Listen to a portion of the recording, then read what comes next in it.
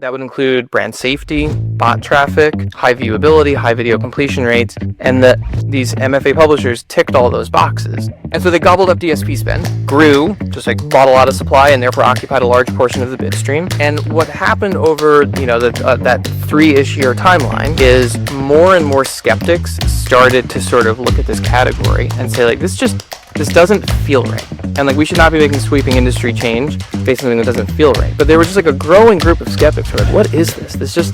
Something feels wrong here. We contributed some of that work. Chris Kane is the guy you call when your bid stream looks like a Jackson Pollock painting, your DSP is hallucinating value, and you're starting to suspect your premium inventory was scraped off the bottom of a clickbait barrel. He's not here to sell you a dream. He's here to hand you a flashlight and show you just how weird the pipes actually are. Today on the ADOTAT Show, we talk duct tape economics, MFA flameouts, and why the open web might need a therapist. Does what we do. Multi-billion-dollar complex federal court litigation. We do it day in, day out. And we've built a team dedicated to doing nothing but keeping you sane in the most dangerous litigation in the world.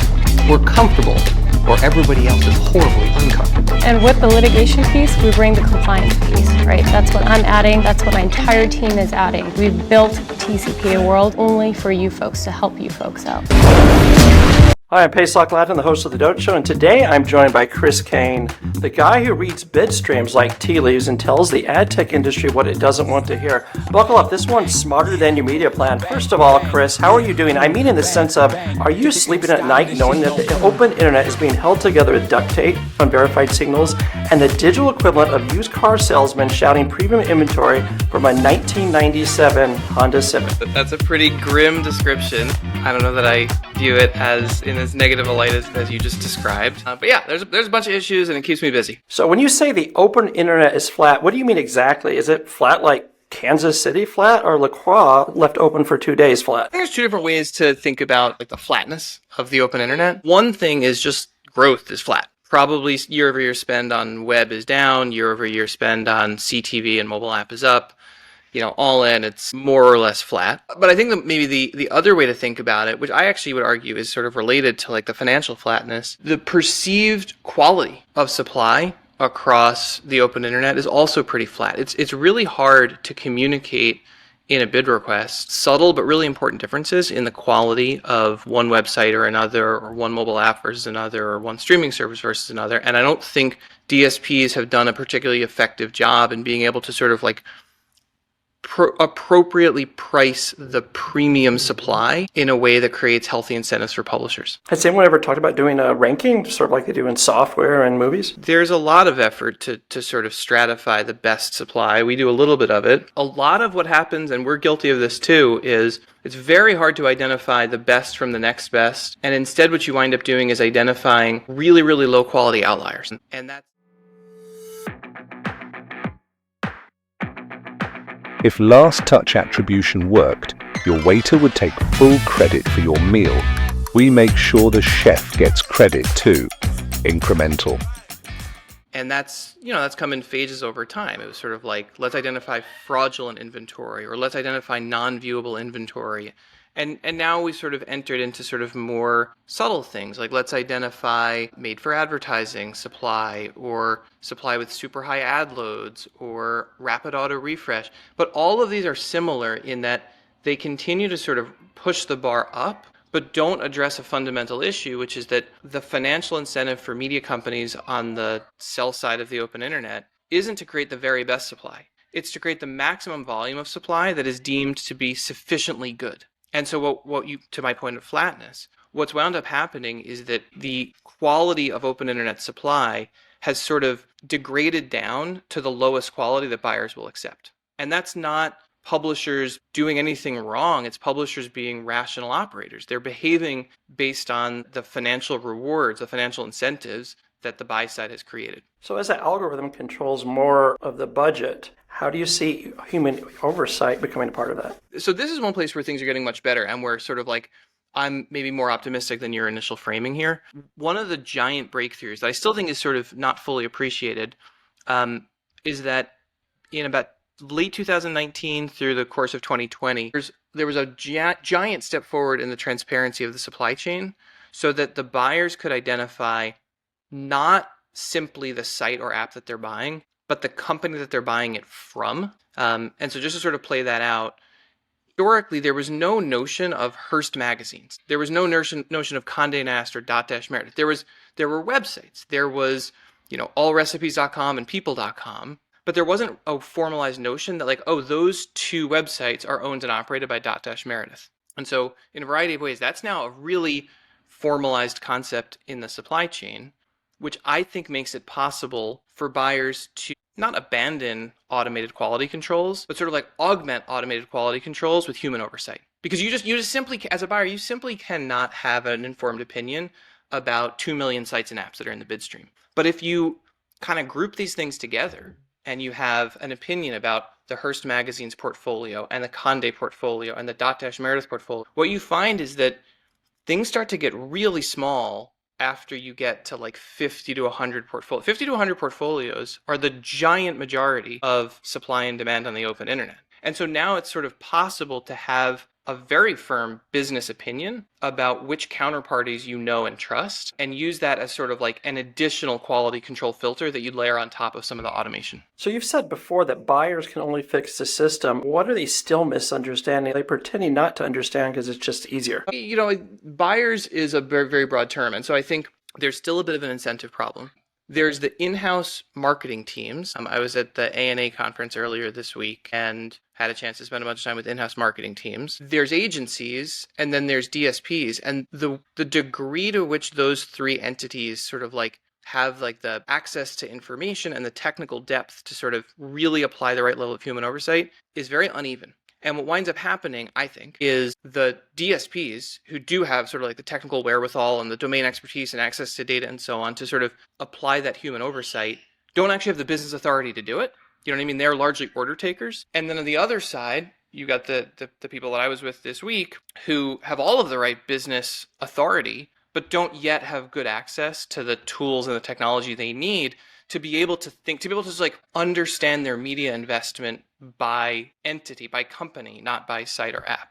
We're going to get there, but there's still too much separation between the people who make the decisions and the people who have access to the right data to apply human oversight. So let's be honest, if the trade desk disappeared tomorrow, would 80% of the programmatic facade just come tumbling down? And I'm just asking for a friend named Google. I don't know that I fully know what you mean by that question. I mean, if Trade Desk didn't exist tomorrow, obviously there would be like a massive short-term disruption. But, there's no shortage of DSPs that could power that business in the absence of the Trade Desk. I think you could say the same about any company in the supply chain, except possibly for Google, maybe Amazon.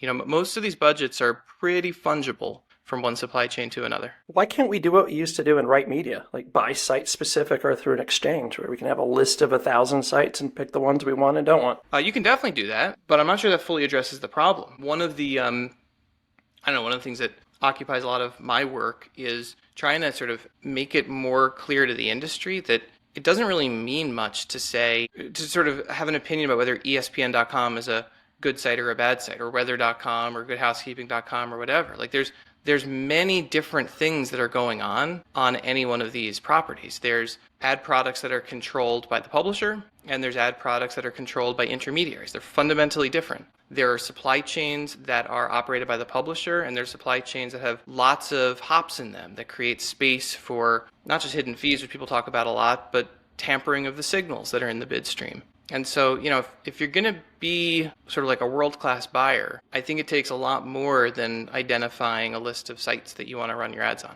I think it requires getting down to the level of not what am I going to buy, but how am I going to buy it? What's the supply chain that I'm going to transact through? So if you had to design the open internet tomorrow with only 3 partners that were allowed in the room, who would be getting past the velvet rope and who would get bounced? 3 partners? I think I don't know. I think you could swap in and out a lot of these companies. The stuff that I find really valuable are the ad tech platforms that are sort of like very malleable and that are sort of like programmable. They'll do what you want. Probably the top of that list is IPONWeb. I mean, their main consumer product or their main technology product is BidSwitch. They also operate an exchange called the Media Grid. It's part of Criteo now. Our French friends, right?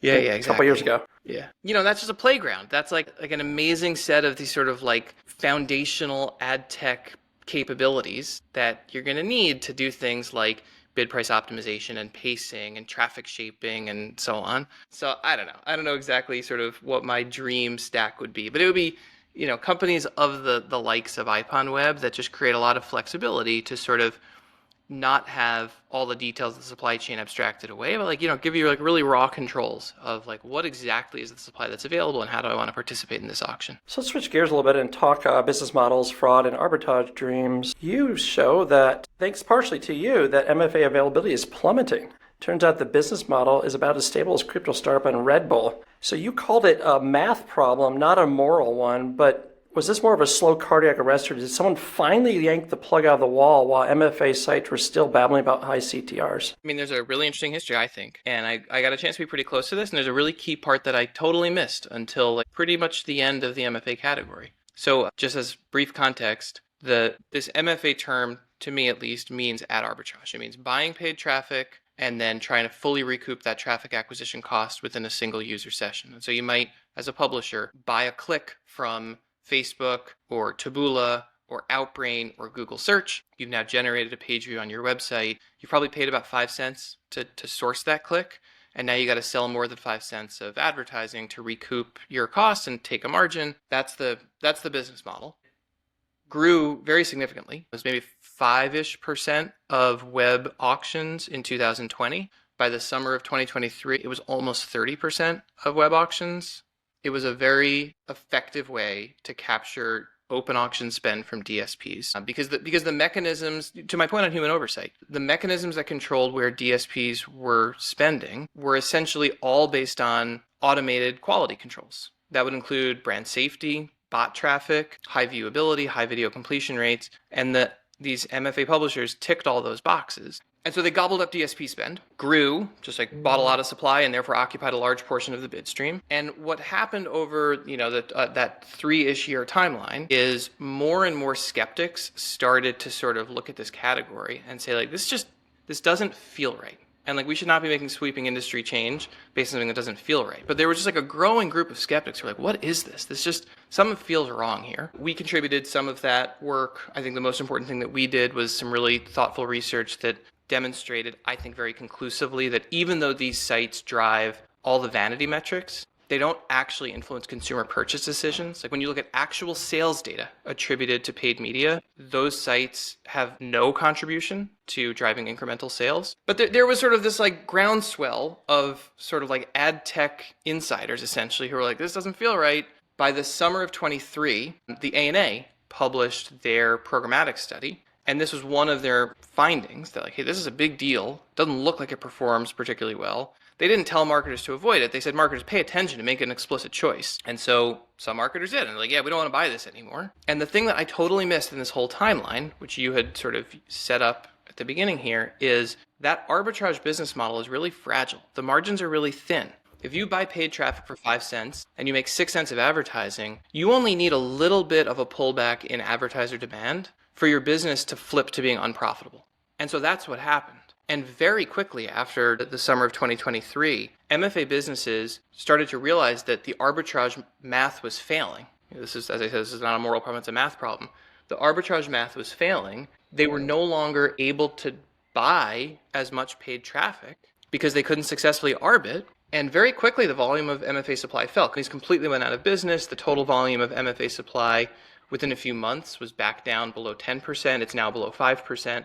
This category still exists, but it is very, very small relative to, only call it 18 months ago. So it feels very secular. In 2005, people were running pop-up banners under everything through Undertone. 2010, everyone was doing banner farms. And then, having what we call now MFA sites. Now everyone's moving to CTV and creating what I would call MFA for CTV. Aren't they, as you said, it's just because they're not making money, not because they actually care. So you're saying basically if in a year it becomes profitable again, we're going to see the same issue? Yeah, I think let me take a step back. The answer to your question is yes. Wherever the margin exists is where you will find sort of aggressive action to sort of exploit that opportunity. It happens to be traffic arbitrage for a while. That opportunity's dried up. But one of the other things that I've sort of learned from that is, not all, but many of those MFA publishers are the most sophisticated operators in this industry. These are world-class yield optimization experts. That expertise remains very valuable. it just can't be attached successfully to an ad arbitrage model anymore.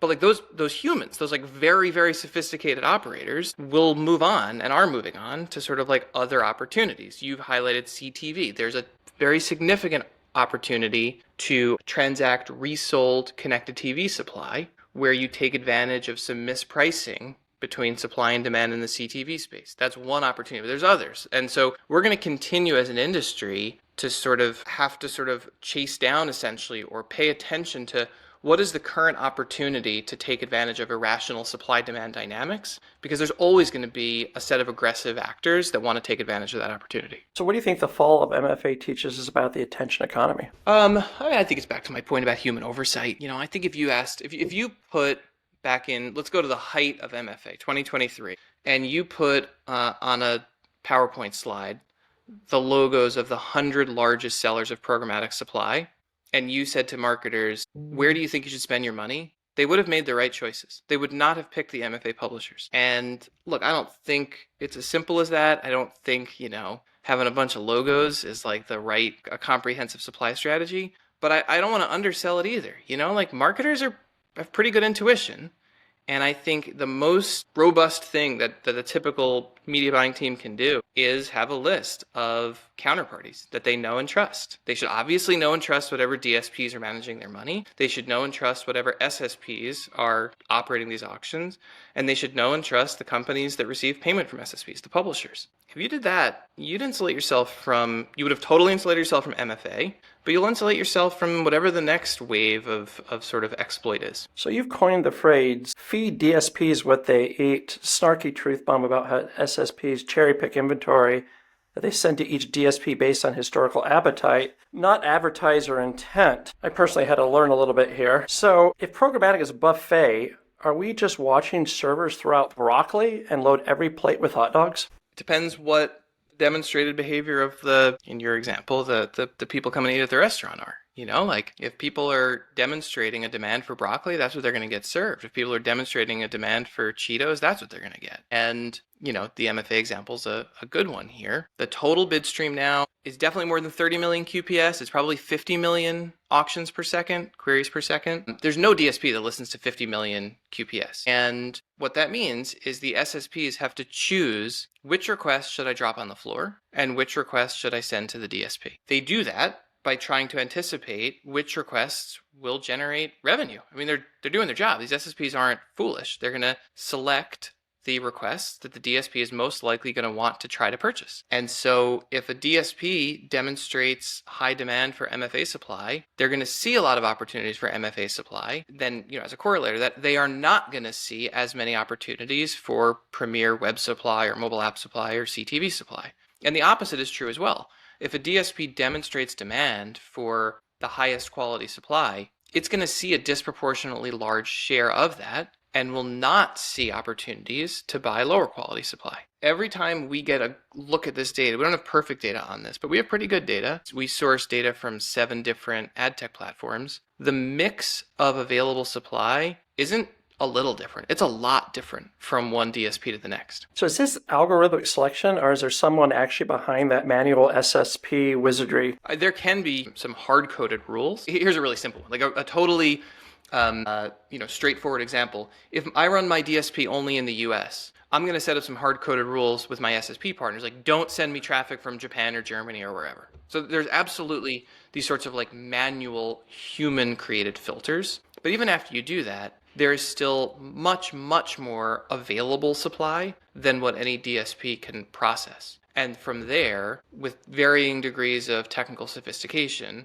the SSPs at runtime in some highly automated way select which requests to send to DSPs. Just to build this out a little bit further, there remain some SSPs who literally do this with a coin flip. If I run at 4 million QPS and this DSP can take 400,000 QPS, I send them a random 1 out of every 10 bid requests. Those SSPs don't make very much money. Have you seen any DSPs that their QPS is all MFA? All MFA? No. But there's a huge range in the composition. I mean, there's some DSPs where, again, MFA is really small now, but if you rewind the clock to like 2023, we actually had this chart in our 2024 State of the Open Internet report. Among the top 10 DSPs, for one of them, a quarter of the bid stream was MFA supply. For another, it was less than 2%.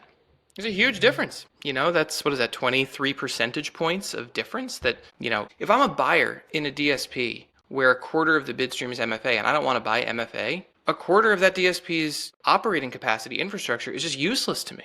It would be like being an advertiser who wants to run campaigns in Germany and you choosing a DSP that only operates in the US. Like, it's just not a useful platform for me. And if I instead take that budget to a DSP that's using nearly 100% of its QPS capacity to evaluate impressions that might be relevant for my campaign, I'm just simply going to get better outcomes there. So what's the downstream effect on publisher quality here? Well, I guess there's two things that come to mind for me. One is kind of back to something I said earlier. Publishers are very much incentivized to produce the highest volume of supply that is sort of just barely good enough for DSPs to evaluate. But there's another thing that is really important here. If not every request goes to the DSP, that means that for any publisher, there are times where they run an auction and some, or probably many DSPs, don't even know that the impression is available. And what the most sophisticated publishers are doing is trying to sort of like build a bunch of tooling to figure out, how can I make it that my inventory is disproportionately selected by DSPs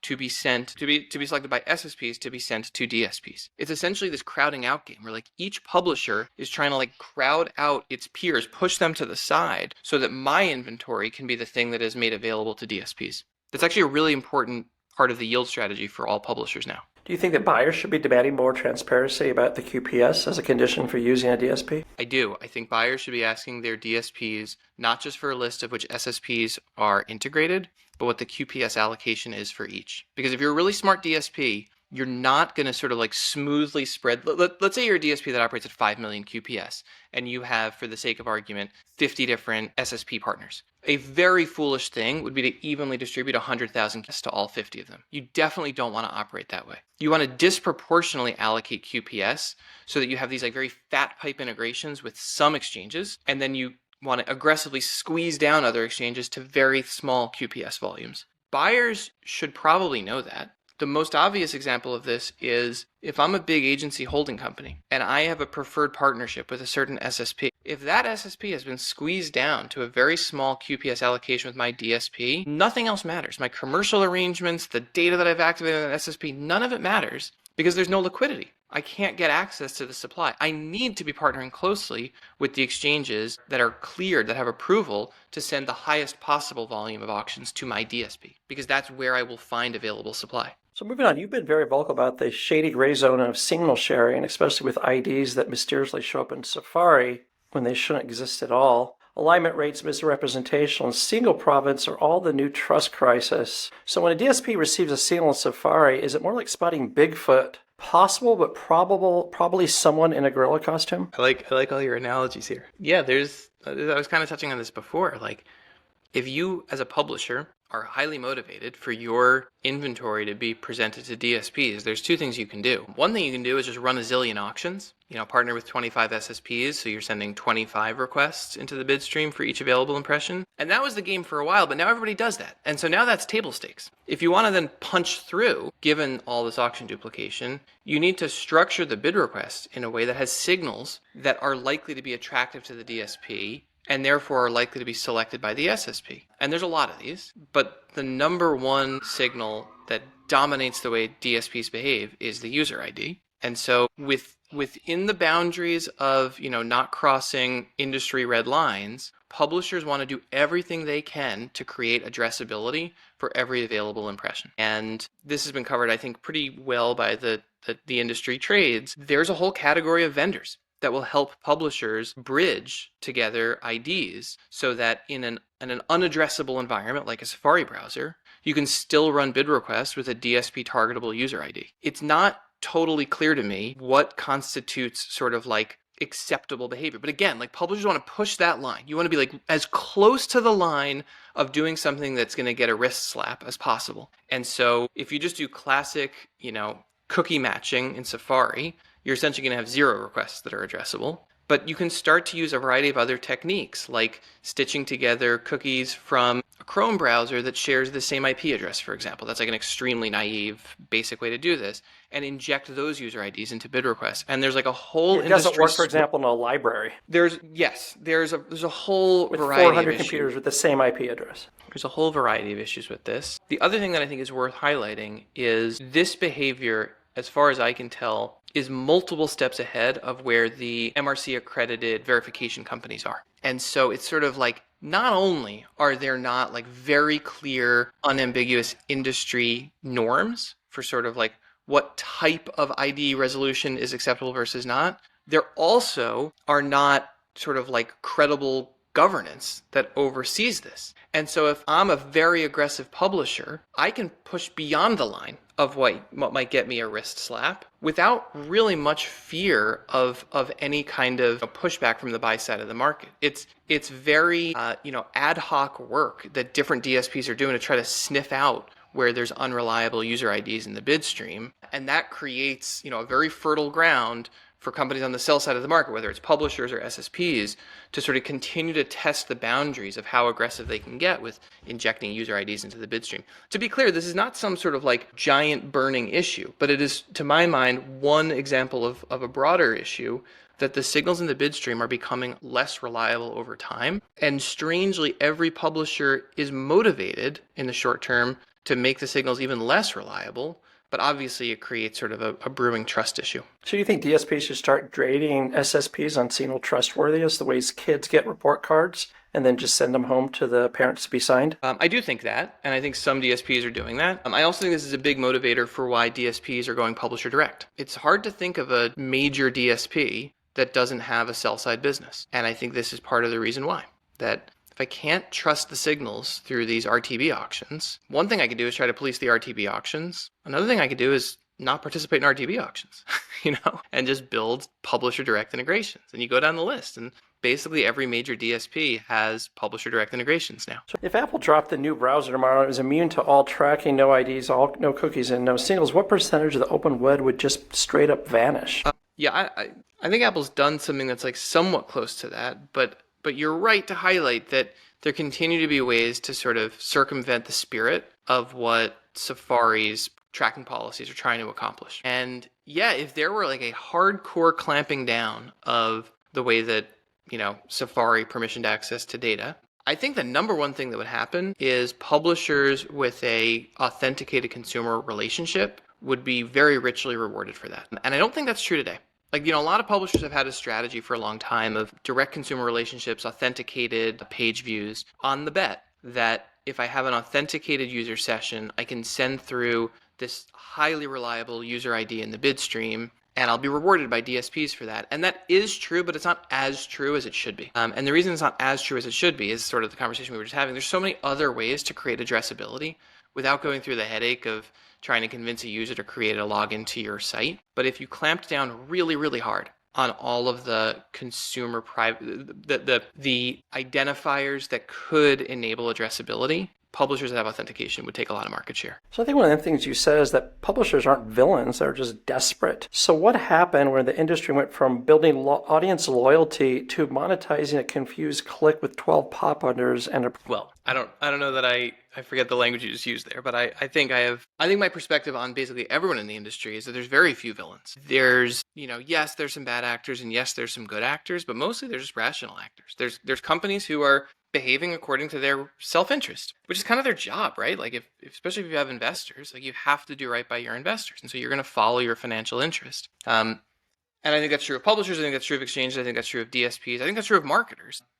What's really unfortunate though is the incentive for publishers is to individually take actions that are individually rational for you, but that are irrational for the publisher community at large.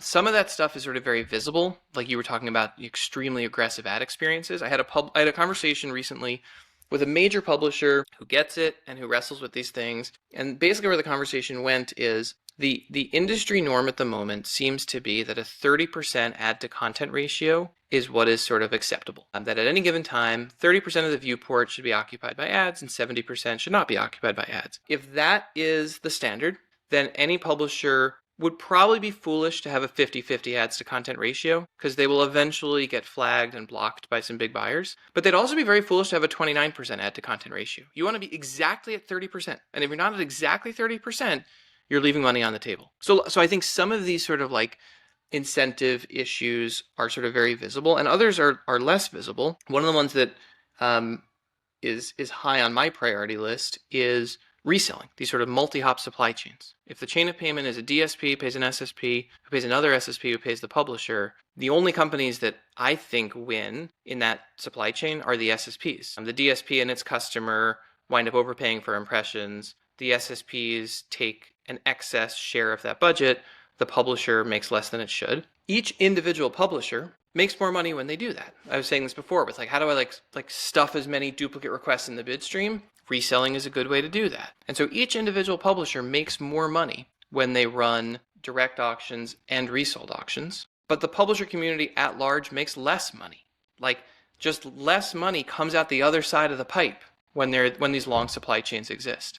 But you get this collective action problem. And this is where I sort of get back to, I really think change has to come from the buy side of the market. Publishers cannot undo this. Buyers have to start buying differently. And we saw that with MFA, and the industry changed, and the whole supply landscape is much better both for marketers and for sort of authentic publishers that have really built an organic audience. We need to see similar kinds of buyer action for a variety of other issues that remain. Is sustainable revenue in the open internet still possible? Look, sustainable economics exists today in the CTV space. They exist today in the mobile app space. There's a lot of pressure on whether the economics of a web publisher are sustainable. In certain categories, they definitely are. In the gaming category, for example, there are definitely sustainable economics, lots of organic users, long sessions, not so much of a need to sort of have absolutely maximum yield every second of every user session. That's a category, not nearly as much of an existential risk of AI-generated content. The gaming category of the web,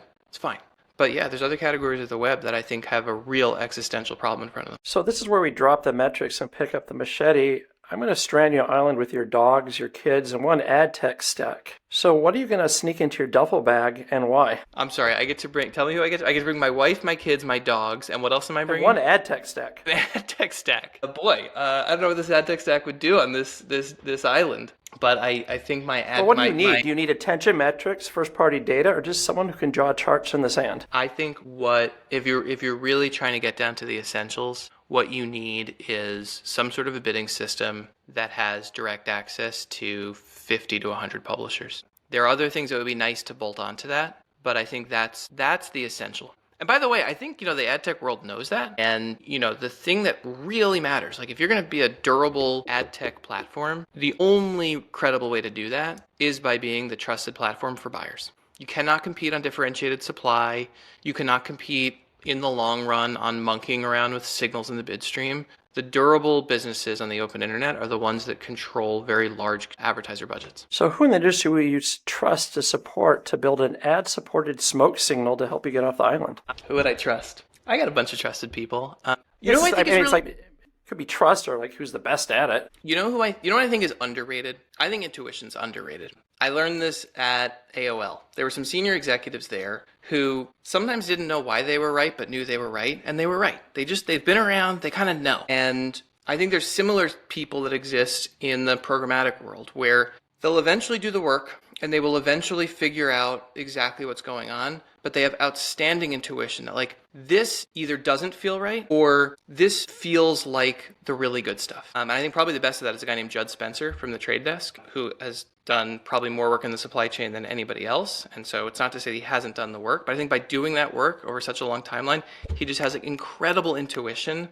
When something pops up, here's what I'm guessing is happening. And 9 times out of 10, he guesses right. So what's an ad tech concept that should absolutely stay off the island? Something that sounds great at Cannes, but will get you eaten by seagulls in real life. Well, one of the things that makes me a little nutty is when companies that are intermediaries in the supply chain try to make an argument that they have a unique way of injecting some sort of value along the supply chain. And if you don't control supply, and you don't control demand, it's sort of very hard for me to buy into that. And I'm not sure I can think of a single example where I really think that an intermediary in the supply chain creates more value than they take when they run these sorts of like multi-hop supply chains. So you discover a tribe of highly intelligent dolphins who want to buy ad inventory. What is your pitch deck headline, and you can't say dive into performance? My pitch deck headline for media buying dolphins. Highly intelligent media buying dolphins. Highly intelligent media buying dolphins. I don't know that I have a great headline for you. I think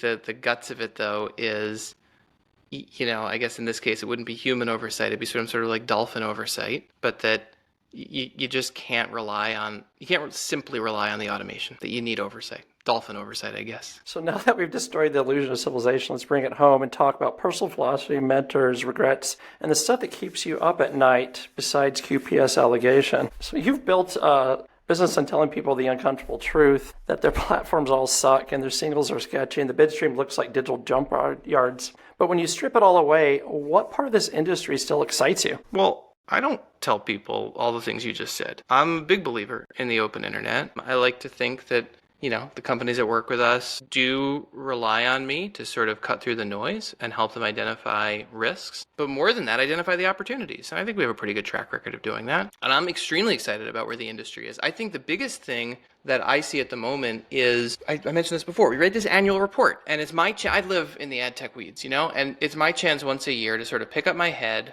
and write something that is designed for sort of like senior executives at brands and agencies, at ad tech companies, at media companies, who should not spend their day thinking about ad tech details. And it's a really helpful exercise for me because I get to sort of like think bigger picture. What are the macro trends? And every year when we write this report, one portion of it is sizing, where's the money going? Like, who are the platforms that really control the advertiser budgets? And every year, unless you're one of three companies, it's sort of a depressing story. It's that more and more market share is accruing to Google through Google Ads and DV360, the Trade Desk, and Amazon through their DSP. It's like 75% of spend is controlled by those companies. And one of the things that I've been starting to think about as we're writing and now finalizing this year's report is I think control might have been the wrong word to be using. Or maybe it was the right word in 2015, but it's the wrong word in 2025. I think 75% of programmatic ad spend starts with those platforms, but I don't think they control 100% of it. I think there's a whole range of the degree to which the buy-side platforms actually exert control over marketer budgets versus how much other companies in the supply chain actually have a credible claim to being the controller, the owner of the consumer relationship, the originator of that money. Like, as a simple example, when Warner Brothers Discovery or NBCU or Paramount or Fox sells CTV inventory at the upfront, it might be that campaign in the end is executed by one of the three DSPs that I mentioned, but they don't control that budget. The media company controls that budget, And the big thing that is changing is sell-side curation, either powered by an SSP or powered by a third-party curator. This is a giant jump ball that I haven't seen in the 15 years that I've worked in this industry. There's many, many companies now that can have a credible business where they have a direct advertiser relationship, have that concept of sort of controlling demand, a long-term sustainable business, and they don't necessarily need to operate a DSP to do that. That's hugely disruptive. There's a ton of tentacles that come out of that have big effects for the industry, but it makes it exciting. It makes the industry much more dynamic now than I think it's been over the last several years. So you've mentioned that Vishal Shah is your Yoda. What is one lesson from him you still use, even though it makes people squirm? Vishal Shah was fantastic. So my first role in ad tech was at an early DSP called Turn. Vishal was one of the first engineers and then head of product. He's now doing something. Did you work with someone named John DeGennaro or someone there? I worked very closely with John. Yeah. Still in touch. I remember when they started. Yeah. It's a long time ago. Turn was an incredible place to start in the ad tech space. I was there in 2010 for several years. And so Vishal was this senior engineer. He then went up running product. He's at Meta now. He ran monetization for Instagram for a while. I mean, he's like an incredibly talented product and engineering thinker. I loved working with this guy. I mainly loved working with this guy because I didn't know anything about ad tech and he knew everything about ad tech and he would still be willing to sort of like take my questions and help me learn things. But one of the things that I sort of like picked up from him is that he would never fully trust an answer that he heard from anyone. And because he had such incredible technical depth, he would just get the answer. He would listen, and he would listen with a healthy degree of skepticism And then he would go make sure that what he was being told was actually correct. This happened all the time. This happened internally when people on the client services team like me would say, hey, this weird thing's happening with this campaign. Like, he would listen, but then he would go and check, like, is it actually behaving that way? Or the same thing would happen, an SSP would say, oh, we're starting to do this special thing. And he would listen, but then he'd go actually validate whether he was seeing that. And that's not easy to do, and I don't always do that. But I try really hard to sort of like take that similar approach where, you listen, but you listen with like a healthy degree of skepticism, and then try to independently verify whether the thing whether the thing you were told was actually the case. So what's the one moment in your career where you were dead wrong and still think about it in the shower like your own personal Greek tragedy? I've been wrong a lot. I think I've been wrong in a lot of sort of like little ways. One of the things, I've said this before, one of the things that I feel like was a big way that I was wrong was really more of a tone thing, but it's a tone thing that mattered. As we started to sort of develop more and more clear views about made for advertising supply, I think I played a bit of a role in really demonizing paid traffic and sort of contributed to an industry narrative that publishers that buy paid traffic are in some way bad. And I think in the worst version of that, it's not just that they're bad in that they sort of don't generate outcomes for marketers, it's that these are like bad people. And so like in like multiple levels, I think that was a big mistake. It was a big mistake to sort of put any kind of value judgment on like the integrity of the people running these businesses. So my point before, like, I don't think there's a lot of good actors or bad actors. There's just rational actors. But even beyond that, in sort of like a much more operational way, I think web publishers have to buy traffic. I mean, we were talking about like existential threats before. Like, the lifeblood of most web businesses historically has been traffic from Meta, which is basically gone, and Google search, which looks like it's potentially going to be gone. I mean, publishers who want to be around, web publishers who want to be around for the long run, are going to need to figure out a way to acquire customers, just like any other business acquires customers. I have not yet seen a publisher that has quite cracked that riddle, but I feel like it was a significant mistake to like paint with such a broad brush that buying traffic is intrinsically bad. Buying traffic to exploit an arbitrage opportunity where you create an insane user experience that has no effect on consumer purchase decisions is a giant waste of money. And that's basically gone from the industry. But there need to be emerging models where publishers can demonstrate a different way of acquiring customers, which should include paid traffic, but should not include all of the other problems that came along with MFA supply. So what's one belief you hold about work leadership that would get you kicked out of a startup Slack's channel? I don't know if I have a great one for you on this. Can you ask that again? That's okay, we'll move on. So you said you want the industry to recognize that only buyers can save the open internet. Let's flip it. What would you say to a 26-year-old media buyer who thinks none of this matters because their boss only cares about ROAS? I think they're going to need to find a different boss at some point, and that doesn't mean you should give up on all of this. I can't remember who said this, and I wish I could give him credit, but it was somebody who worked at AdMeld in the early days when I was at Turn, 2011 maybe. I went to an AdMeld event in New York City, and I remember one of their executives, I cannot recall who it was, in like a fireside chat saying that he thought the most valuable experience of his career was being a trafficker at some old ad network. And he was like, of course the work was like tedious and I didn't really like it, but you just can't deeply understand this industry unless you've worked in the trenches. And I feel like that a little bit as well. I mean, maybe I needed to feel like that because my job at Turn in the early days was really challenging. But like, I was also dealing with like ridiculous ad ops issues and pacing issues and, these sorts of like tedious operational details. But I think it was really valuable for me. And so back to your, 26-year-old example, I think the unglamorous work in the industry is not something you want to do for your whole career, but is an incredibly valuable foundation that the best operators in their 40s and 50s sort of have as sort of like the foundation of how they understand the industry. So let's imagine you've got a panel called Programmatic and Philosophy, and someone asks you, what's the purpose of ad tech if no one trusts each other? What would be your mic drop answer? Look, I don't know what the solution is to monetizing 2 million distributed sites and apps, if not ad tech. And that's not to say that ad tech in its current form is what we need. But we do need some sort of outrageously high-scale system to connect millions of buyers with millions of sites and apps. And I think you sort of touched on it.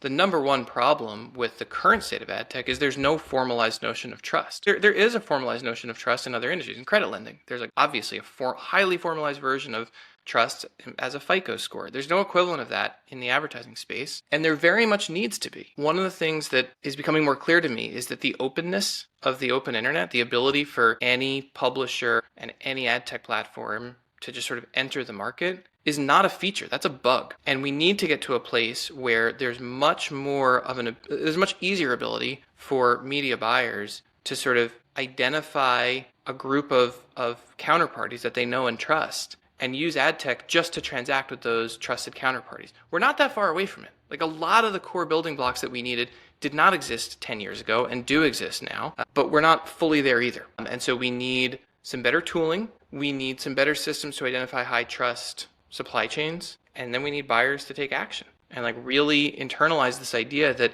if you just let the automation do its thing and you just follow a bunch of proxy metrics, this is not going to work for you. Instead, you have to use the high scale automation in a constrained way, where you're only transacting through supply chains where you know and trust every company that touches your money. So before we go, what's the one thing you learned from being a father that you wish more ad tech founders understood before they launched their third analytics startup? So I've learned a lot from being a dad, obviously. I have two boys. My wife found out she was pregnant 4 days before I left my job at AOL and started Jounce. And so Jounce has kind of grown up with my younger son, or my older son. And, I think like we've, in a way, as a guy running a business, I've sort of matured in the way that my kid has. Like, everything's new. Everything feels really big. Like when you're starting a company for the first time, you really don't know what you're doing. And the highs feel super high and the lows feel super low. And it's kind of like the experience of being a child. You know what I mean? A kid plays his first baseball game and like his hit is like this miracle. His first hit, he connected with the ball. It's unbelievable. It's the greatest thing that's ever happened in his life. And then he gets thrown out at second base, and it's the worst thing that's ever happened in his life. It's like, neither one of those are true, And as a father, you can obviously see that. Like, it's okay. You gotta like temper this. But then as like a first-time founder, I don't behave that way at all in my day-to-day. It's like everything feels like the biggest win in the world or the biggest failure in the world. And I think over time, I've sort of learned to temper that, just like, he's 9 years old now. He's also learned to sort of like have a more steady perspective, and he's got a long way to go, and so do I, But I do think about this sometimes, that like I'm kind of like a kid, and Jounce is sort of like a kid, and we're now 10 years old and trying to demonstrate a little more maturity. So now the hardest part of the show is where we force everyone to dance. We doing this? Are you dancing with me?